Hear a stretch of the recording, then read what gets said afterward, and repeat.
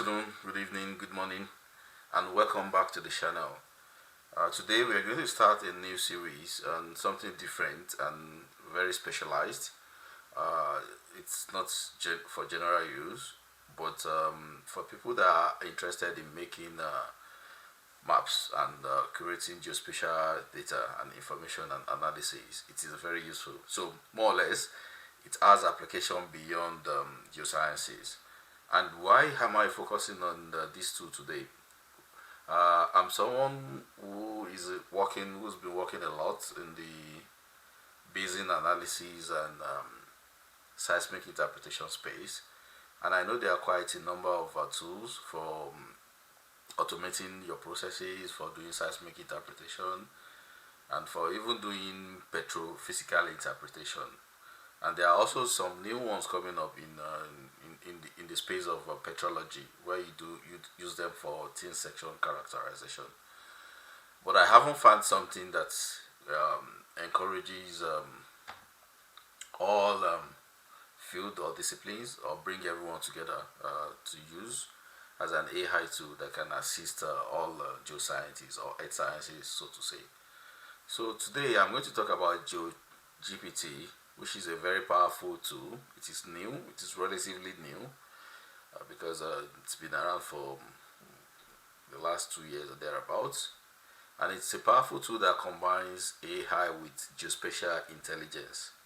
Basically, it helps you to understand the places, patterns of art more easily, and the way it is built, you can make geospatial analysis. That is, that you can study maps and locations in smarter, simpler, and faster way, especially for people that are non geoscientists. So it's a very interesting tool to learn.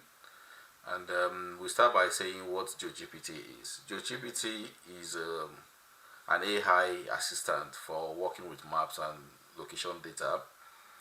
It is very powerful and it is useful because it understands everyday language. So working with natural language, right?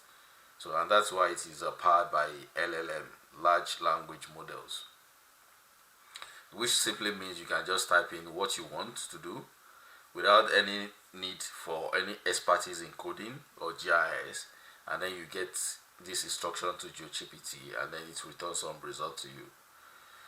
GeoGPT is still under development and is developing very rapidly, and the community also is growing at a very fast rate. So it's something everybody should embrace at the moment. But in my opinion, I think of it in four different ways. I think of it as an AI powered geospatial language model that understands natural language instructions and can perform special tasks like when you do buffer in GIS or QGIS, for example, intersection, query, and mapping. And it can also take in a lot of data to run analysis and give you output such as maps and reports. So, who made GeoGPT? GeoGPT was developed by Senya Lab under the Deep Time Digital Art. The Deep Time Digital Art itself is a platform. It's a very rich platform of geo innovations. So you go there to their website, you see a lot of new art crop models from everywhere in the world, almost everywhere in the world, and you see so many different innovations, tools that you can use to enhance your research as a geoscientist. And it's based on models like Lamar, Quen, and Mixtra. So it's basically natural language that it works with. It is open source and also rely on what we call open science foundation. Most importantly, it aligns with what we call FAIR principle. By FAIR principle, we mean it is findable, accessible, interoperable, and reusable. So which means you can create apps, you can generate codes that other people can use and have access to. And this is governed by what we call the open science framework. So what are the key uses and values of GeoGPT? From my own experience and from the little use I've put it so far, GeoGPT makes geospatial analysis available to everyone. So you don't need any prior skills in GIS or coding before you can use it. Whether you are a researcher, you're a policymaker, you're a student, or environmental planner, you can make maps now, run these analyses, and get easy to understand reports back from them, because it's the output is so beautiful and well structured that you can read them as reports without needing any advanced technical skills. And a lot of people are using them. They're already using it for climate risking, geotourism planning, mineral exploration, and even education and outreach. In the geoscience space, I can think of it in four different perspectives.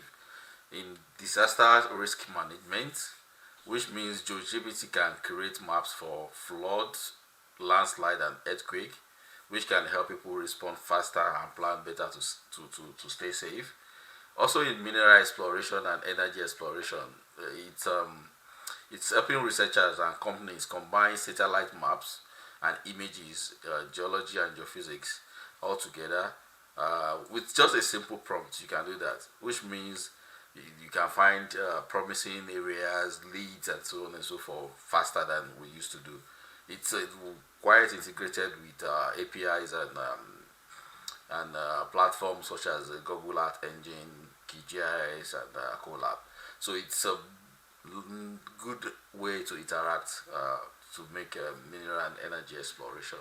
Also for environmental monitoring, I also already mentioned a little bit about it, where people use it for environmental monitoring, doing calculations such as vegetation health in NDVI, in LST, and rainfall deforestation trend analysis, which means you can integrate it with Google Earth Engine. And you can even write code within GeoGPT for Google Earth Engine. You can give it an instruction, write a code for so deforestation pattern in certain part of Africa or Asia. And finally, it's also very good for urban planning and tracking the SDGs. Even people without technical skills can use GeoGPT to check if resources are fairly shared or plan to or to plan better services.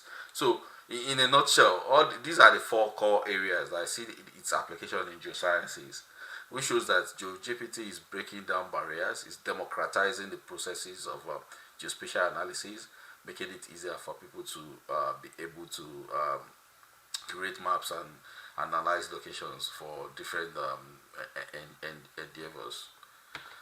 What does it look like in terms of the structure of GeoGPT itself? So, in terms of input, I already mentioned that it works with natural language prompts, LLMs. Or something that is very easy to do. You can easily type map flood-prone zones in Lagos, Nigeria, and it's going to give you a very long response. And there are different tools for on GeoGPT that can determine the level of answer that you get, whether basic, intermediate, and even very advanced level. And the processing layer is LLM with models like Llama, Mixtra, and it interfaces with, like I mentioned, all these geospatial APIs, and also work with Python, QGIS, and Google Earth Engine code generation. So as output, you can get the output as maps, interactive maps. You can even do stats summaries and in spreadsheets, Excel spreadsheets, and also get them as reports. So let's just a quick comparison, in my own opinion, of how it works compared to traditional GIS to conversational intelligence. When you put them side by side, traditional GIS often use click-heavy softwares that need special training. So if you want to use tools like QGIS, ArcGIS, I'm not saying you shouldn't use them, or Google Earth Engine, you still need some kind of training in JavaScripting, Python programming, and also need some kind of training in how to use all the tools here. This means only few people can do advanced mapping and analysis using these tools. But on the other hand, GeoGPT uses natural language prompts, which means you can write general language like the tsunami that happened 3 days ago in offshore Russia. How did it happen? How many people did it affect? And you prompt it in a systematic way, and it gives you very technical yet very simplified answers. So, in addition to that, you don't require any skill, right? You don't need to have any GIS proficiency. You don't need to have any coding skills. It's just you being yourself, writing in what you want, and getting an answer. And from experience, I think it's quite very fast and instant when it comes to workflow speed.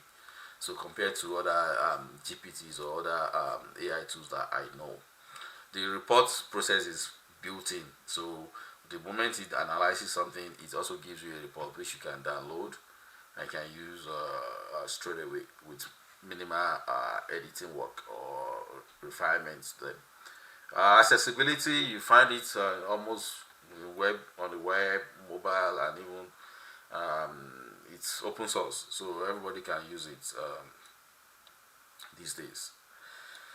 So it's for me, I think it's a game changer for geoscientists, and every geoscientist should use it. And like I always say, the ethical issues that come with the use of AI are your responsibilities. So remember that AI can help you think faster, but not think less. Let it be your creative mirror, not your intellectual crush. Let it support your curiosity, not suppress your judgment. You stay bold, you stay ethical, and above all, you stay very curious. So, the next few videos, I'm going to start showing you the interface and how you can use your GPT to do different kind of scientific endeavors, and how to enjoy the map extraction, map making aspect of, even how to use it to make apps that you can use, and every that are reproducible and every other person can use them.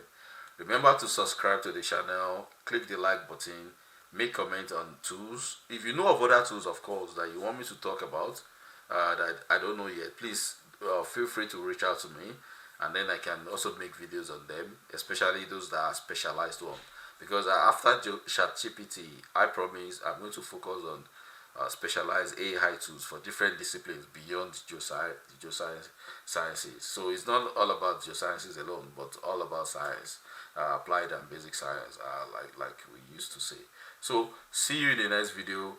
Remember to share this video with your friends, and remember to stay tuned to the channel. Thank you. Bye.